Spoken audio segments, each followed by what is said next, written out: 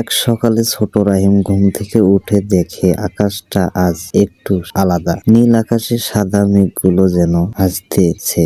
রাহিম তার লাল ব্যাগটা কাঁধে নিয়ে দৌড়ে বেরিয়ে পড়ল। পথে সে দেখলো একটি ছোট পাখি উড়তে পারতেছে না। রাহিম আলতো করে পাখিটাকে হাতে নিল, একটু পানি দিল।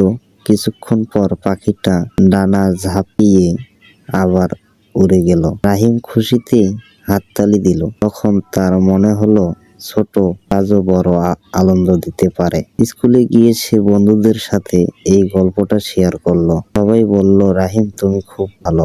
এই দিন রাহিম বুঝলো ভালো মানুষ হতে বড় হতে হয় না। ভিডিওটা দেখে ভালো লাগলে অবশ্যই একটা লাইক, একটা কমেন্ট, একটা শেয়ার, চ্যানেলটা সাবস্ক্রাইব করে যাবেন। ভালো থাকবেন সবাই। আবার দেখা হবে নতুন কোনো ভিডিও নিয়ে।